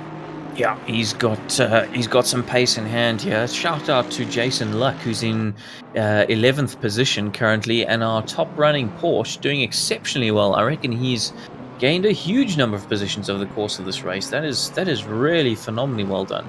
Yeah, highest running Porsche in Jason Luck, and 11th position. And can he get into the top 10? Probably not. 9.5 seconds behind, and only 5 minutes to go. And Philip Minnaar, you almost want him to slow down now because I'm worried about this pace that he's setting. He doesn't need to be pushing this hard. Please don't drop it with only 4 minutes to go. But I mean, he's obviously feeling confident in the car and its ability to turn in, because we're seeing the quickest laps of this race right at the death here. His obviously tyres are relatively young compared to Essa behind. But yeah, you don't need to be. I mean, you don't need to be gapping Essa anywhere near to this mount. Well, I mean, every little bit is going to help, give you a little bit of comfort. But until you get on the grass, please don't. Yeah, that's all I'm concerned. He's really using all of the circuit and feeling super confident. Is Philip Minnaert. I'm glad I changed the liveries now. I really am, because it's it would be a crying shame to have just a complete murdered out grumpy monkey car. But this could be a famous win for Philip Minnaert if he can just hold out for another 4 minutes. And the gap 5.5 seconds to Zaire Essa as he comes towards the back marker. I'd be driving a lot more cautiously than this, I have to say. I would be trying to manage that 5 seconds now. That's all he needs. And Jadwat's catching Essa as well. Yeah, this is what's got him the current first position, is by being fairly aggressive this race. It's hard to tap it off in sim racing as well, isn't it? For what you lose your rhythm sometimes just trying to tap off and just cruise round. Actually, sometimes it is best just to really keep pushing if that's what you've got comfortable in and that's the rhythm that you've built up. It's much easier to tap off in a real car, I feel, than it is in a sim race. Yeah, absolutely, and especially if you know you're not going to lose the tires or anything like that. Yeah. Oh, hang on, 6th, 7th, and 8th. Very close to each other. No, 6th and 7th, sorry. Very close to each other.